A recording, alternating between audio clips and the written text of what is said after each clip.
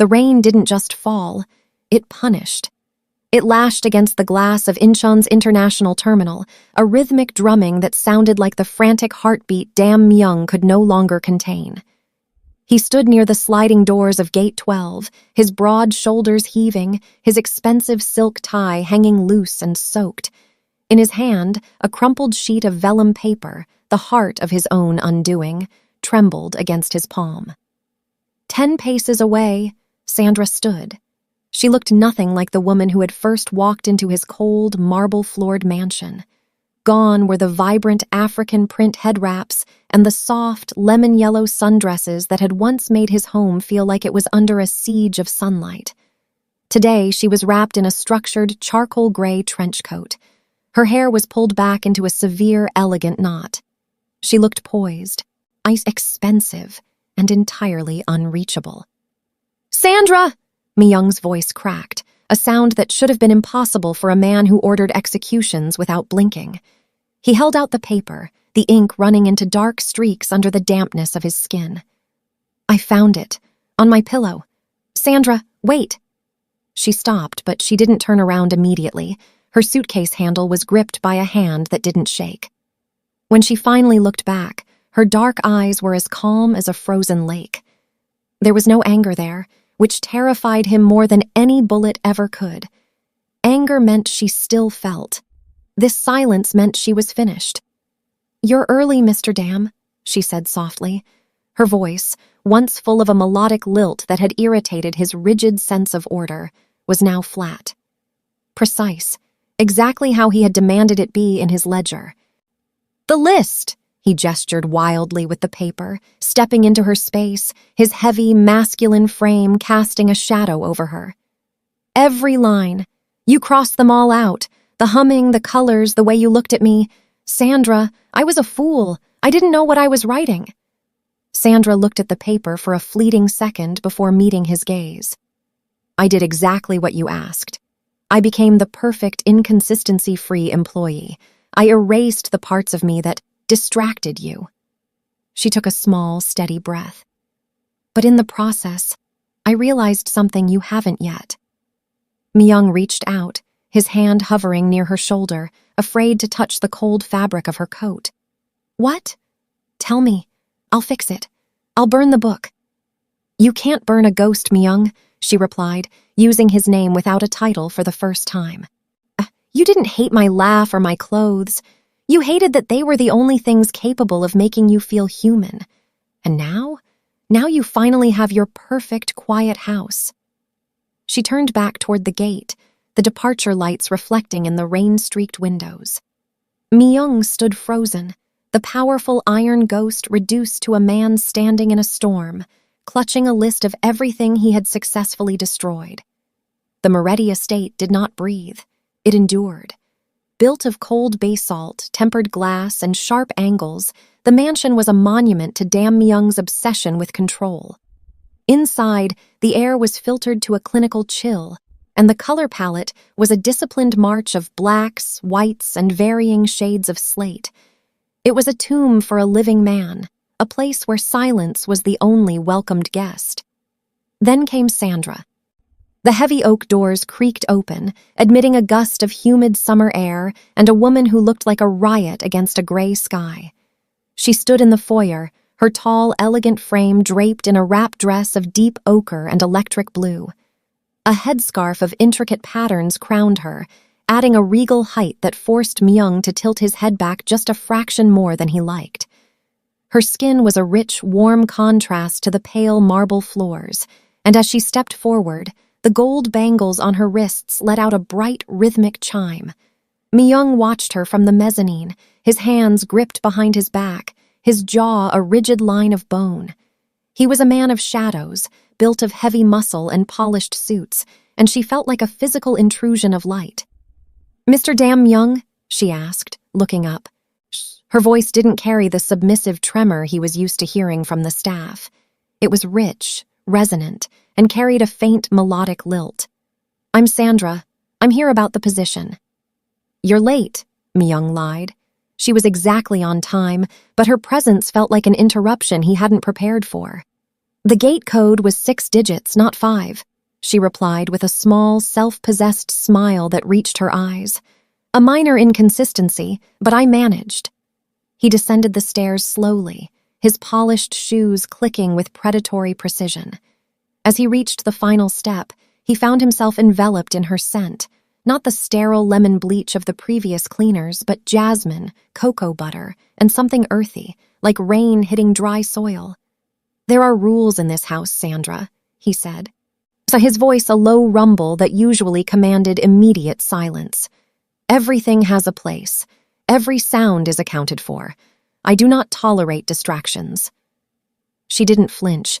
Instead, she looked around the cavernous, monochromatic hall and nodded slowly. It's a very beautiful house, Mr. Dam, but it looks like it's been holding its breath for a long time. Before he could sharpen his tongue for a retort, she moved past him toward the kitchen, her steps light and fluid. She began to hum, a low, wandering tune that seemed to vibrate against the cold stone walls. Myung stood in the center of his silent empire, feeling a strange, tightening heat in his chest. He reached into his pocket, his fingers finding the edge of a fresh, leather-bound notebook. He didn't know then that he was about to start a war with the very light he so desperately needed.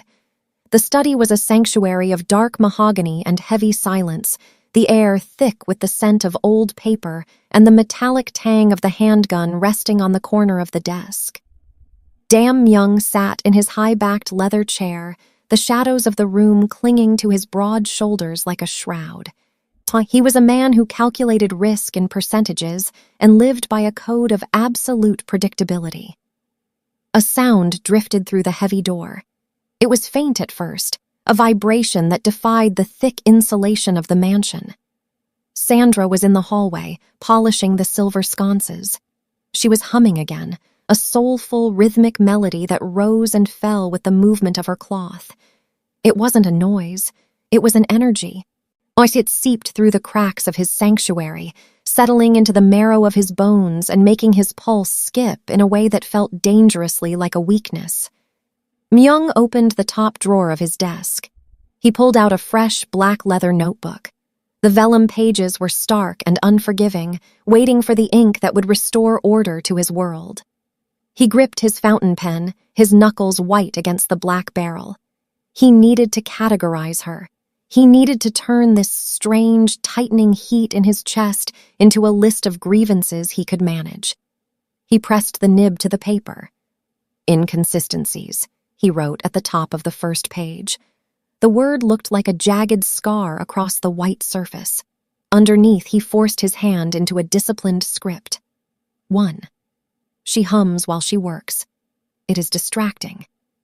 He stared at the words, waiting for the satisfaction of the kill, the relief of having identified the enemy. But even as the ink dried, the humming grew louder, shifting into a soft, lyrical song about a sun that never set. He could picture her, the lean, elegant line of her neck, the way her dark skin caught the dim light of the hallway, the effortless grace of her slender hands. He gritted his teeth and pressed the pen down harder, the nib nearly tearing the page. 2. Her clothing is too bright. It disrupts the visual continuity of the estate. 3. She does not look down when I enter a room. Her gaze is a challenge. He was a ghost who ruled through fear, a man whose very name made rivals tremble, yet he was hiding in his office from a woman who smelled like jasmine and refused to be silent. The ledger was supposed to be his armor, a way to keep her at a distance by labeling her a nuisance. He closed the book with a sharp snap that echoed like a gunshot in the quiet room. He told himself it was just a record of her faults. He told himself that by naming these things, he was taking away their power over him. But as he sat there in the deepening gloom, the notebook felt heavy beneath his hand, less like a list and more like a confession he wasn't yet ready to read. The storm outside was nothing compared to the stillness that had settled within the study. Sandra moved through the room like a ghost, her movements fluid and practiced. She had been tasked with dusting the mahogany shelves, a job that usually allowed her mind to wander into the songs of her childhood. But today, the heavy atmosphere of the room seemed to press against her lips, keeping her quiet. The notebook sat on the edge of the desk, its black leather cover gleaming under the soft lamplight. Dam Myung had left in a hurry, a rare lapse in his iron-clad discipline. Sandra usually respected the boundaries of his private sanctum, but the book looked lonely, its sharp corners aligned perfectly with the edge of the blotter. As she reached out to move it to clear a smudge of dust, the cover fell open. Her eyes caught her own name. She froze. The feather duster slipped from her hand, landing noiselessly on the thick rug. Her slender fingers, usually so steady, trembled as she pulled the ledger closer. She didn't want to look, but the pull of her own identity written in his jagged, aggressive hand was too strong to resist. Inconsistencies. The title felt like a slap. As she read the numbered points, the warmth that had been building in her chest over the last few weeks turned to ice. She hums. It is distracting. Her clothing disrupts the continuity. Her gaze is a challenge. She turned the page, hoping to find a contradiction, a single word of praise for the way she anticipated his needs or the way she kept his world running while he dealt in blood and shadows. Instead, there was more. Her laugh is too loud. She is an emotional variable in a controlled environment. She does not fit. The room felt suddenly devoid of oxygen. Sandra looked at the ink, still dark and bold, and realized that every time she had smiled at him, he had been calculating her erasure. Every time she had hummed to fill the hollow silence of his life, he had been counting the seconds until she stopped. She wasn't a person to him. She was a glitch in a machine he was trying to fix. Slowly, carefully, she closed the notebook and placed it back exactly where she had found it. She stood up straight, her elegant posture hardening into something brittle. She reached up and touched the vibrant indigo fabric of her headscarf, the texture feeling foreign against her skin. When Dam Myung returned an hour later, the house was draped in a silence so thick it felt physical. He paused in the foyer, frowning. The humming was gone. The rhythmic chime of gold bangles had vanished. He walked into the kitchen and found Sandra standing by the counter, her back to him. She was no longer wearing the ochre dress. She had found an old gray uniform in the laundry, muted, shapeless, and silent. Her head was uncovered, her dark hair cropped close and neat. When she turned to acknowledge him, she didn't meet his eyes. She looked at the floor, her face a mask of perfect professional indifference. "Sandra?" he asked, his voice uncharacteristically hesitant. "Your tea is in the study, Mr. Dam," she replied. Her voice was flat, the melody stripped away, leaving only the cold utility of a servant. She walked past him without a sound, leaving Myung standing in a hallway that felt colder than it ever had before. He had wanted the distractions to end. He had wanted his silence back.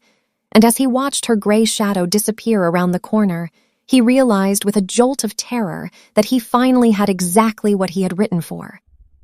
The threat arrived in a box of hand-rolled Davidoff cigars, a tribute from a supposedly repentant rival in Macau.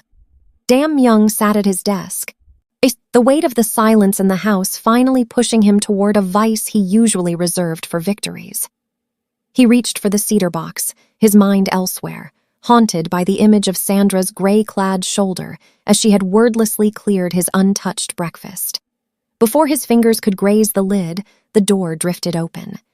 Sandra entered, carrying a tray of iced water. She didn't look at him, but her movements lacked their usual ghostly fluidity. There was a sharp, jagged tension in the way she set the glass down. "Mr. Dam," she said, her voice a flat, metallic rasp. "The delivery from Macau was logged incorrectly. I have taken the liberty of disposing of it." Myung's hand froze mid-air. His dark eyes snapped up to hers, but she was already looking at the floor, her face a mask of subservience. "You disposed of a $5,000 tribute, Sandra?" he asked, his voice dropping into the dangerous register that made his lieutenants lose their breath. "On what authority?" "It did not fit the inventory of the house," she replied simply. A cold suspicion flared in Myung's chest. He stood, his muscular frame looming over her, but she remained a statue of slate-gray cloth. He pushed past her, heading for the service corridor where the incinerator hummed. In the industrial bin beside it lay the cigar box, pried open. Beside it was a small, dead sparrow, one of the few that lived in the estate's eaves. Its tiny beak was stained with a crystalline blue residue that had been dusted over the tobacco leaves. A single puff would have paralyzed his lungs in seconds. Myung stared at the bird, the realization hitting him like a physical blow to the solar plexus. Sandra hadn't just been cleaning, she had been hovering. In her silence, in her erasure, she had been more vigilant than his entire security detail. She had smelled the inconsistency he had been too distracted to notice. He turned to find her standing at the end of the hall, her hands folded neatly in front of her. She looked small in the shadows of the basalt walls, yet she carried a dignity that made his empire look like a pile of dust. "Why?" he whispered, the word tearing out of his throat. "After what I wrote, after how I treated you, why save me?" Sandra finally looked up. For a fleeting second, the vacancy in her eyes cracked, revealing a glimpse of the woman who had once worn ochre and gold. "You wrote that I was an emotional variable, mister." "Damn," she said softly, the melody of her voice returning like a ghost. "You were right. A machine would have let you open that box. Only a fool would stay to protect the man who wished she didn't exist." She bowed, a shallow, professional gesture that felt like a final goodbye, and retreated into the gloom of the mansion. Myung stood alone by the incinerator, the iron ghost, finally realizing that his life had been saved by the very distraction he had tried so hard to kill. The following evening, the study felt like a courtroom where Myung was both the judge and the condemned. He sat behind his desk, but the power that usually radiated from his broad frame had curdled into a desperate, heavy tension. On the mahogany surface sat a velvet-lined box. Inside, nestled against black silk, was a necklace of raw emeralds and gold filigree, vibrant, loud, and expensive. It was the color of the life he had squeezed out of the house. He summoned her. Sandra appeared in the doorway, a shadow in slate gray. She didn't enter until he signaled, standing just inside the threshold with her hands clasped. The silence between them was no longer the clinical quiet Myung had once craved. It was a vacuum, swallowing his pride. "The sparrow," Myung began, his voice rough. He didn't look at her, focusing instead on the green fire of the emeralds. "I am aware of what you did. My security has been dealt with. Their incompetence is not your burden." He pushed the box across the desk. It slid with a soft hiss. "Take this. It matches the dresses you used to wear, the ones I commented on." Sandra didn't move. She didn't gasp at the small fortune or reach for the glittering peace offering. She looked at the jewels with the same detached neutrality she used to inspect the dust on his bookshelves. "I have no use for these, Mr. Dam," she said. The lilt was still missing, replaced by that terrifying hollow precision. "Jewelry creates noise, it chimes. It is a distraction." Myung flinched. The ghost of his own handwriting seemed to burn through the leather notebook in his drawer. He stood up, his tall, muscular build looming over the desk, his shadow stretching toward her. "Sandra, stop this. I am trying to give you back what I took. Wear the gold, sing in the kitchen. I am giving you permission." "Permission?" Sandra's voice remained low, but for the first time, a razor-thin edge of iron cut through the softness. She finally stepped forward, the light of the lamp catching the sharp, elegant lines of her face. "You think you can toggle my soul like a light switch? You wrote that I didn't fit. You wrote that my smile was a challenge. I have simply stopped challenging you." She picked up the box. For a heartbeat, Myung felt a surge of relief, believing the transaction of guilt had been completed. But Sandra didn't put the necklace on. She didn't even hold it. She turned the box over and let the emeralds spill out. They hit the hardwood floor with a series of sharp, discordant clicks, scattering like broken glass. "You cannot buy back the person you decided to hate, Mr. Dam," she whispered. She turned and walked out, her gray hem whispering against the floor. Myung remained standing behind his desk, staring at the scattered green stones. They looked like drops of cold blood on the floor of his tomb. He had the money to buy a city. But as he listened to the retreating silence of her footsteps, he realized he was the poorest man alive. The sun rose over the Moretti estate with a cruel, indifferent brightness, but the light stopped at the windows. Inside, the air was stagnant, holding a chill that had nothing to do with the thermostat. Myung stirred in his oversized bed, his muscles aching as if he had spent the night in a physical brawl rather than a fitful, haunted sleep. He reached out instinctively for the silence he had once demanded, but today, the quiet felt different. It was no longer the absence of noise, it was the presence of a void. He sat up, the silk sheets rustling with a sound like dry leaves. "Sandra!" he called out. His voice was thick, raspy with a hope he was too proud to admit. There was no response, no distant clinking of porcelain, no soft tread of footsteps in the corridor, no smell of jasmine tea drifting through the vents. He stood and pulled on a robe, his heart beginning a slow, heavy thud against his ribs. He walked to the door, expecting to find her standing there in her gray tunic, waiting for instructions. The hallway was empty. The basalt walls seemed to lean in, taller and narrower than they had been yesterday. He checked the kitchen. The counters were scrubbed to a surgical shine. The emeralds he had tried to bribe her with were gone from the floor, but they weren't in her room either. Her small living quarters near the service entrance were stripped bare. The bed was made with military precision. The vibrant headscarves were missing. The scent of her cocoa butter had already begun to fade into the scent of wax and stone. She had vanished like a fever dream at daybreak. Myung stumbled back to his master suite, his breath coming in uneven hitches. It was then that he saw it. Resting on his white silk pillow, exactly where his head had been minutes before, was the black leather notebook. His fingers were clumsy as he grabbed it. The cover felt cold, like the skin of a corpse. He flipped it open to the first page, and his knees finally gave way, forcing him to sit on the edge of the bed.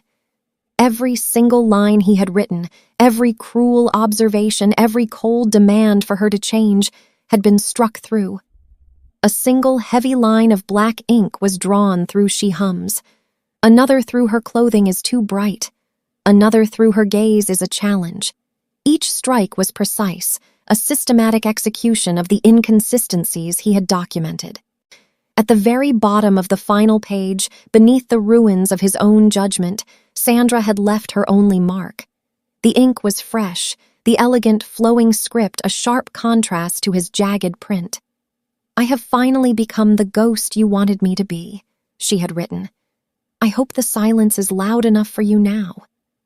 The notebook slipped from his hand, thudding onto the floor. Myung stared at the empty doorway, the realization of his victory turning into a suffocating shroud. He had spent months trying to fix a woman who wasn't broken, only to find that in the silence he had created, he was the only thing left to shatter. The stillness of the mansion was no longer a sanctuary. It was a scream.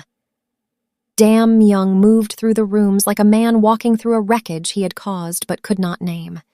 He stopped in the kitchen, staring at the spot where Sandra used to stand. He could almost see the ghost of her ochre dress, hear the phantom echo of a song about a sun that never set. He retreated to his study, the air feeling thin and sharp, like the atmosphere at a mountain's peak. He picked up the notebook from where it had fallen, his thumb brushing over the heavy black lines she had drawn through his words. He had called her a distraction. He had called her an inconsistency. He had spent months convincing himself that his irritation was a byproduct of her lack of discipline. But as he stared at the words, "Her gaze is a challenge," the lie finally disintegrated. The challenge hadn't been to his authority. It had been to his isolation. He hadn't hated her humming because it was loud. He had hated it because it made him want to hum along. He hadn't hated the vibrant colors of her clothes because they disrupted the house. He had hated them because they made the rest of his life look like the ash it was. Every entry in the ledger was a confession disguised as a complaint. He had documented her flaws like a man building a wall brick by brick, terrified that if he didn't, he would have to admit that he was lonely, that he was tired of the blood, that he was more than just the iron ghost of the soul underworld. "I didn't hate you," he whispered into the empty room, the words tasting like copper. "I hated that you made me want to stay." He realized then that he had been the one with the fake smile, the cold, professional mask he wore to keep the world at bay. Sandra had been the only authentic thing in his life, a woman who had looked at a monster and seen a man. And he had responded by trying to turn that man back into stone. He had targeted her because she was the only one who could hurt him, not with a blade or a poisoned cigar, but with a smile. He had spent his life becoming untouchable, only to realize that being untouchable was another word for being dead. The realization hit him with a physical force that sent him lunging for his car keys.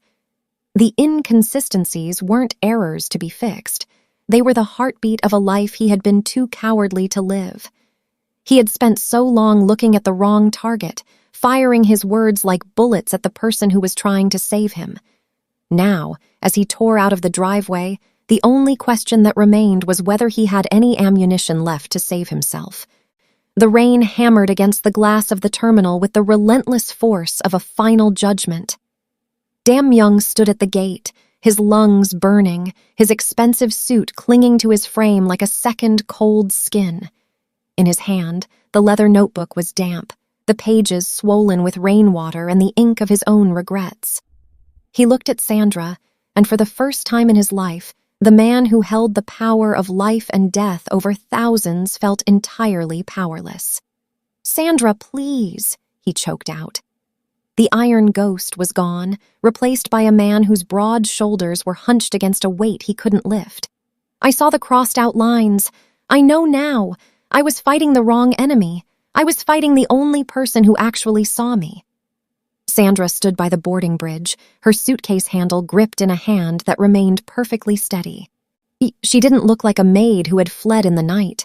She looked like a woman who had finally reclaimed the territory of her own soul. The gray trench coat she wore was the color of the storm outside, but her eyes held the depth of the sun he had tried to extinguish. "You were honest in that book, Myung," she said, her voice carrying over the din of the terminal with a terrifying, quiet clarity. "You wrote down what you hated, and I listened. I became the shadow. I became the silence. I became exactly what you said would make your life perfect." "I was wrong!" Myung took a step forward, his hand outstretched, but he stopped when he saw her flinch, not in fear but in a weary, profound distaste. "The house is a tomb without you. I don't want the silence. I want the humming. I want the challenge in your eyes. I want you." Sandra looked at him for a long moment, the announcement for final boarding echoing overhead like a bell. "Tell me one thing," she whispered. "If I had never changed, if I had stayed loud and vibrant and inconsistent, would you ever have stopped trying to break me?" Myung opened his mouth, but the truth died on his tongue. He had been a man of war for too long. He only knew how to love things once he had conquered them. In the silence of his hesitation, Sandra gave a small, sad nod. It was the answer she had expected. "Take care of yourself, Myung," she said. She turned and walked into the jet bridge. She didn't look back. Myung stood at the window, watching the massive aircraft push back into the gray mist of the runway. He looked down at the notebook in his hand, flipping to the first page. 1. She hums while she works. It is distracting. He realized then that he would never hear that melody again. He would never see the ochre dresses or the gold bangles. He had won his war for order, and his reward was a life of perfect, sterile, and absolute loneliness. As the plane vanished into the clouds, the only thing left in the terminal was the sound of the rain and the heavy, rhythmic thud of a heart that had learned to beat just in time to break.